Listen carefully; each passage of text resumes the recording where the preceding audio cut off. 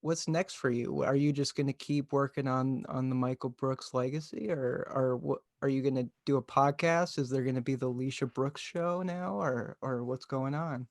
I feel like it's like that scene in like every like 90s movie where they're like in the studio in the radio station and they're like, so we're kicking Yeah. it. Um, so it's the pandemic, and I always feel like when I come on camera, I feel like I kind of something changes, and I'm like not as like cathartic and just weighed down by like depression and grief. So I always feel like I seem like I'm doing really well. And the camera shuts down, it's like, I feel catatonic again. But um, there are certain things I feel very passionate about when it comes to kind of cementing, and so much media attention happened after Michael's death, and it's really painful because I just wish, I've said this many times, I wish he had been, in a coma or asleep, or, could wake up and see all the beautiful emails and messages that everyone sends me, and see all, the fact that like Fox News covered his death is like mind blowing, right? It's like crazy. Um, Yeah.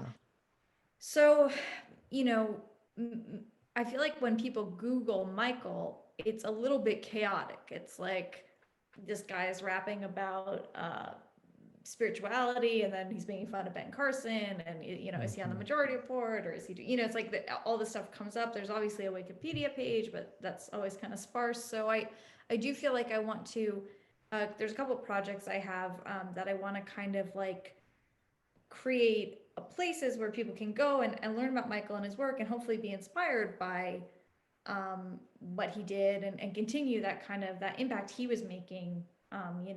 So many others I think have kind of picked up that mantle. But anyways, I'm going on. But I'm making a documentary about Michael's life, and I am going to do a podcast, The Brief and Wondrous Life of Michael Brooks, and that's going to be kind of like the first stab at kind of talking about his life, interviewing, collaborators and people who might have been in the TMBS universe, but also like high school friends, and people from, kind of, I'm sure there will be political conversations because Michael has always been an inherently political person, but it will also have a biographical bent to it as well. I'm laughing because I recently watched the clip with Michael and Feldman. I think it was in the comedy panel, Yeah, when he's that saying was like, "Oh, good. I love when you have Dr. Wolf on your show," and you're like, "Hey Talk about man, his talk about dad. your dad."